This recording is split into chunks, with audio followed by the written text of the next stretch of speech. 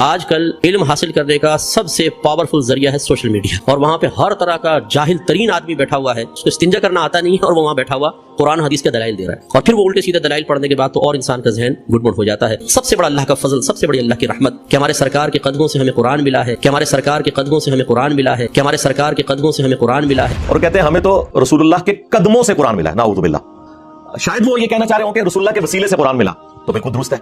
یہ جو انہوں نے الفاظ کا استعمال کیا نا، تو میں کانپ اٹھا کہ چلے اس وقت تو ریکارڈنگ ہو گئی، اتنی سینسٹیو ریکارڈنگ آپ چلا دیتے ہیں، اس کے بعد اپلوڈ کر دیتے ہیں۔ سیدنا عمر نے کہا کہ نبی علیہ السلام کے لیے اللہ نے وہ پسند کیا جو ان کے پاس ہے، یعنی اس غم کو وہ ختم کرنے کی کوشش کر رہے تھے۔ پھر انہوں نے کہا کہ تمہارے پاس یہ اللہ کی کتاب موجود ہے جس کے ذریعے اللہ نے تمہارے نبی کو ہدایت دی، تم اس کتاب کو پکڑو تو ہدایت پا جاؤ گے، یہ اللہ کی کتاب ہے۔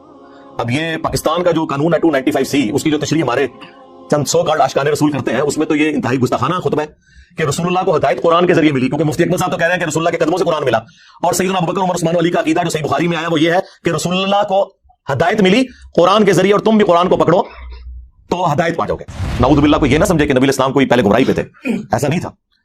اعلیٰ درجے کی ہدایت جو قرآن میں بھی آیا، وَوَجَدَكَ ضَالًّا فَهَدَىٰ، نبی ہم نے آپ کو اپنی محبت میں خود رفتہ پایا صلی اللہ علیہ وآلہ وسلم، تو آپ کو ہدایت کی اعلیٰ منزل کے اوپر پہنچا دیا۔ یہ اعلیٰ حضرت کا جو ترجمہ ہے میں اسی کو صحیح سمجھتا ہوں، یہ قرآن میں فٹ ان بیٹھتا ہے، کیونکہ قرآن میں بالکل واضح ہے مَا ضَلَّ صَاحِبُكُمْ وَمَا غَوَىٰ، تمہارے نبی نہ کبھی بہکے ہیں نہ کبھی بے راہ چلے ہیں۔ تو یہ ضال کا جو ترجمہ بعض دیوبند اور وہابی یعنی اہل حدیث حضرات نے جذبات میں آ کے گمراہی اور بڑے عجیب و غریب الفاظ استعمال کیے، ضال کا ترجمہ یہ نبی علیہ السلام کے کیس میں نہیں بنتا۔ وہ تو حدیث ہے مسند احمد میں، دلائل النبوہ امام بیہقی کی کتاب میں، مشکات المصابیح میں موجود ہے، شیخ البانی شیخ زبیر علیزئی نے اسے صحیح کہا کہ میں اللہ کے ہاں اس وقت بھی خاتم النبیین لکھا ہوا تھا جب آدم علیہ السلام ابھی روح اور جسم کے درمیان تھے، میں دعائے ابراہیم ہوں، میں عیسیٰ کی بشارت ہوں، میں اپنی ماں کا وہ خواب ہوں جو انہوں نے میری پیدائش کے وقت دیکھا کہ ان کے لیے ایک نور ظاہر ہوا جس سے شام کے محلات بھی ان کے سامنے روشن ہو گئے۔ یعنی آپ کی والدہ محترمہ سلام اللہ علیہا کو اللہ تعالیٰ نے یہ خوشخبری دے دی تھی کہ آپ سے جو بیٹا پیدا ہوگا بالآخر اس کی حکومت اور اس کی دعوت اس وقت کی سب سے بڑی سپر پاور رومن امپائر کو بھی سپر سیڈ کر جائے گی۔ صلو علی محمد وعلی محمد، اللہم صلی علی محمد وعلی آل محمد۔ ڈیٹم لیول کی ہدایت ایک پیغمبر کو پیدائش سے لے کر مبعوث ہونے تک ہوتی ہے، وہ اللہ کی حفاظت میں ہوتا ہے۔ ہاں، اعلیٰ درجے کی ہدایت اسے اس وقت ملتی ہے جب اس پر وحی کا نزول ہوتا ہے اور اللہ تعالیٰ اسے مبعوث کرتا ہے۔ قرآن مخلوق نہیں ہے، یہ غیر مخلوق ہے، اللہ کی صفت ہے۔ نبی علیہ السلام تو اللہ کی مخلوق ہے، لہٰذا نبی علیہ السلام بھی کبھی اس چیز کو پسند نہیں فرمائیں گے کہ کوئی شخص یہ جملہ بولے کہ میرے قدموں سے قرآن ملا ہے۔ ہاں، میرے ذریعے سے ملا، بالکل درست ہے۔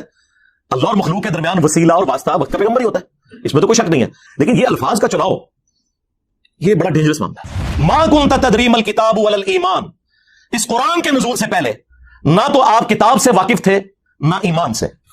میں نے کہا یہ اعلیٰ حضرت کا ترجمہ پڑھ لیں، انہوں نے کیا ترجمہ کیا ہوا ہے؟ اے نبی، اس قرآن کے نزول سے پہلے نہ آپ کتاب کے بارے میں جانتے تھے نہ احکام شرع کی تفصیلات، یہ انہوں نے ترجمہ کیا ہے۔ کتاب واضح لکھا ہوا تھا، ایمان واضح، چلے پھر بھی شکر ہے الٹ ترجمہ نہیں کر دیا، جس طرح وہ سورہ فتح کی شروع کی آیات کا کر دیا انہوں نے، اور ہمارے استاد اور مفتی صاحب کے استاد نے ان پہ گرفت کی ہے، غلام سعیدی صاحب نے رحمہ اللہ تعالی۔ نبی علیہ السلام ان تفصیلات سے واقف نہیں تھے، بہرحال ڈیٹم لیول کا تو ایمان ہوتا ہے۔ صحیح مسلم میں حدیث ہے، میں اس پتھر کو بھی پہچانتا ہوں جو بعثت سے پہلے مجھے سلام کیا کرتا تھا۔ تو نبی علیہ السلام کو یہ یعنی اشارے تو ملنے شروع ہو گئے تھے کہ آپ ایک ایکسٹراڈنری پرسنالٹی ہیں۔ پھر صحیح مسلم میں آیا کہ بچپن میں آپ کا سینہ چاک کیا گیا اور پھر وہ سیا گیا۔ یہ پورا جو واقعہ ہے جو نمبر آف ٹائمز ہوا ہے، معراج کے موقع پر بھی ہوا ہے، نبی اسلام کے یہ ایکسپیرینسز بعثت سے پہلے کے تھے۔ قل ما یکون لی ان ابدلہ من تلقاء نفسی، اے نبی تم فرما دو کہ مجھے تو کوئی اختیار حاصل نہیں کہ میں اپنی خواہش نفس سے اس قرآن کو بدل دوں۔ مفتی صاحب کہہ رہے ہیں کہ رسول اللہ کے قدموں سے قرآن ملا، اور اللہ تعالیٰ یہ فرما رہا ہے کہ نبی تم فرما دو کہ مجھے تو کوئی اختیار نہیں کہ میں اس کتاب کو بدل دوں۔ اور یہاں بات ختم نہیں ہوئی، ان اتبع الا ما یوحى الی، میں تو خود پابند ہوں اس وحی کا جو اللہ کی طرف سے مجھ پر آتی ہے۔ اس کتاب کو بدلنے کا کہہ رہے ہو؟ مجھے تو اللہ نے پابند کیا کہ میں نے بھی اس کتاب کے پیچھے چلنا ہے۔ یہ قرآن ہے جی، یہ کتابوں کا خدا ہے۔ پھر ہم کیوں نہ کہیں کہ مرنے سے پہلے اے مسلمان کر لیں اس پہ غور، کتابوں کا خدا اور ہے، بابوں کا خدا اور، بابے بھی اسی خدا پہ مانتے ہیں لیکن ان کوالٹیز کے ساتھ نہیں جو آسمان سے نازل ہوئی ہیں پیغمبروں کے ذریعے، بلکہ ان کی اپنی تعلیمات ہیں۔ یہ کتابوں کا خدا ہے جی۔ یہ تو آیات ہیں جو آج بیان کرنے والی ہیں، یہ بتانے کے لیے کہ یہ کلام اللہ کا نازل کردہ ہے، یہ رسول اللہ نے خود نہیں لکھا صلی اللہ علیہ وآلہ وسلم۔ اور ہم نے اسے گستاخی کا مسئلہ بنا کے ہر بندے نے یعنی قرآن میں سے نا اپنی مطلب کی چیزیں نکالی ہوئی ہیں۔ کسی کو اولیاء کی گستاخی نظر آ جاتی ہے، کسی کو انبیاء کی گستاخی، کسی کو صحابہ کی گستاخی، کسی کو اہل بیت کی گستاخی نظر آ جاتی ہے۔ اللہ کی گستاخی نہیں آج تک منو نظر آئی، کدھر تسی پڑھے یہ اللہ کا گستاخ ہے، گستاخ اولیاء ہے، گستاخ رسول ہے، گستاخ اہل بیت، گستاخ صحابہ، گستاخ اللہ ایک ٹائم کر سنی جے۔ اللہ نے سکے ہونے تے گل کرنا، ہاں اللہ نے تو سائڈ تے رکھیا ہے، وہ کہتے ہیں ان کائنات کا نظام بابے چلا رہے ہیں، اہل بیت چلا رہے ہیں، انبیاء چلا رہے ہیں، نعوذ باللہ۔ صحیح مسلم کی حدیث 2750، نبی علیہ السلام سے پوچھا گیا کہ آپ پیر کا منڈے کا روزہ کیوں رکھتے ہیں؟ تو فرمایا فیہ ولدت وفیہ انزل علیہ، اس دن میں پیدا ہوا اور اس دن مجھ پر پہلی دفعہ وحی نازل ہوئی۔ یعنی پیدائش کی خوشی اور جشن قرآن کی خوشی کو نبی علیہ السلام نے ایک جگہ جمع کیا، سال بعد نہیں، ہر مہینے نہیں، ہر ہفتے منڈے کا روزہ رکھیں۔ الحمدللہ رب العالمین والصلاة والسلام علی سید الانبیاء والمرسلین وعلی آلہ واصحابہ وازواجہ وامتہ اجمعین الی یوم الدین۔ الحمدللہ آج 16 اکتوبر 2022 کو بمطابق 19 ربیع الاول 1444 ہجری میں سنڈے کے دن ہمارا یہ پبلک سیشن نمبر 64 ہونے جا رہا ہے انشاءاللہ تعالی۔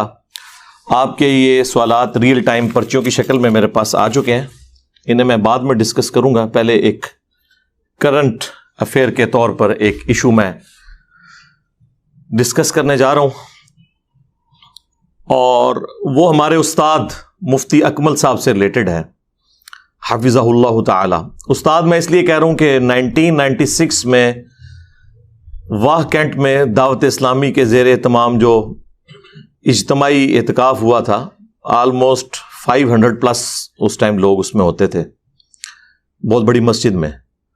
تو اس میں ہم نے بھی ان کے ساتھ اعتکاف کیا تھا، وہ اعتکاف کروایا کرتے تھے، اس میں درس و بیان کا سلسلہ ہوتا تھا۔ اس اعتبار سے ان سے ایک عقیدت اس وقت سے تھی، اس وقت تو خیر وہ بھی آپ سمجھ لیں درس نظامی میں انہوں نے ابھی داخلہ بھی شاید نہیں لیا تھا، اور بعد میں پھر ایک 99 میں ملاقات ہوئی، ایگزیکٹ اس رات جس رات وہ پاکستان فائنل ہارا تھا ورلڈ کپ کا آسٹریلیا سے، آخری رات تھی۔ اس کے بعد پھر ان سے ملاقات نہیں ہوئی۔ پھر جب کیو ٹی وی شروع ہوا تو وہ اس پہ چلے گئے، تو مجھے پتا تھا کہ ان کی جتنی سپیکنگ پاور ہے وہ میڈیا میں سروائیو کریں گے، اور دیکھ لیں ماشاءاللہ آج 21-22 سال ہو گئے ہیں بیٹھے ہوئے میڈیا میں۔ تو اسی ربیع الاول شریف کے اندر 1444 ہجری میں ان کا ایک ویڈیو کلپ اگلے دن ایک بھائی نے چلایا، تو بائی چانس میں سن رہا تھا، میں نے دیکھا نہیں، آواز پہچان لی۔ تو اس میں انہوں نے ایک جملہ بولا، یہ جو مروجہ ربیع الاول کو منانے کا جو ایک اختلاف چل رہا ہے، اس کے اوپر ڈسکشن کرتے ہوئے وہ دلائل دے رہے تھے، اور اس میں آپ سمجھ لیں کوئی جذبات کی رو میں وہ بہہ گئے۔ آیت انہوں نے سورہ یونس سے کوٹ کی، اعوذ باللہ من الشیطان الرجیم، بسم اللہ الرحمن الرحیم، قل بفضل اللہ وبرحمتہ فبذلک فلیفرحوا هو خیر مما یجمعون۔ اے نبی ان سے فرماؤ کہ اللہ کے فضل اور رحمت کے ملنے کے اوپر چاہیے کہ خوب خوشیاں منائیں، یہ اس سے بہتر ہے جو دنیا کا انہوں نے متاع جوڑ رکھا ہے۔ اور اس کانٹیکسٹ میں انہوں نے نبی علیہ السلام کا ذکر خیر کیا، یقیناً آپ سے بڑی تو کوئی نعمت ہی نہیں اس امت کے لیے۔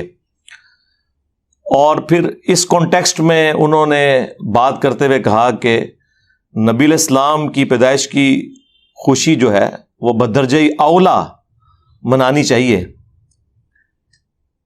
اور ساتھ انہوں نے ایک جملہ بولا کہ رسول اللہ کے قدموں سے ہمیں قرآن ملا ہے۔ آپ ذرا الفاظ پہ ذرا غور کریں، یہ کوئی علماء والے الفاظ نہیں ہیں کہ آپ اس کی کوئی تعویل کر لیں کہ قدموں سے مراد وہ لے رہے تھے کہ ان کے نقش قدم پہ چل کے ہم وہاں تک پہنچے۔ وہ چونکہ میں بریلوی مکتب پہ میں نے ایک وقت گزارا ہے، ان کا ایک خاص مزاج ہے، ایک چیز کو جب انہوں نے بہت اوپر کرنا ہوتا ہے اس کے مقابلے میں دوسرے کو کم تر شو کرنا ہوتا ہے، تو وہ اس قسم کی اینالوجیز بناتے ہیں، اور کہتے ہیں ہمیں تو رسول اللہ کے قدموں سے قرآن ملا ہے، نعوذ باللہ۔ آج کل علم حاصل کرنے کا سب سے پاورفل ذریعہ ہے سوشل میڈیا، اور وہاں پہ ہر طرح کا جاہل ترین آدمی بیٹھا ہوا ہے، اس کو استنجا کرنا آتا نہیں ہے، اور وہ وہاں بیٹھا ہوا قرآن حدیث کے دلائل دے رہا ہے، اور پھر وہ الٹے سیدھے دلائل پڑھنے کے بعد تو اور انسان کا ذہن گڈ مڈ ہو جاتا ہے۔ سب سے بڑا اللہ کا فضل، سب سے بڑی اللہ کی رحمت کہ ہمارے سرکار کے قدموں سے ہمیں قرآن ملا ہے، کہ ہمارے سرکار کے قدموں سے ہمیں قرآن ملا ہے، کہ ہمارے سرکار کے قدموں سے ہمیں قرآن ملا ہے۔ شاید وہ یہ کہنا چاہ رہے ہوں کہ رسول اللہ کے وسیلے سے قرآن ملا، تو بالکل درست ہے۔ یہ جو انہوں نے الفاظ کا استعمال کیا نا، تو میں کانپ اٹھا کہ چلیں اس وقت تو ریکارڈنگ ہو گئی، اتنی سینسٹیو ریکارڈنگ آپ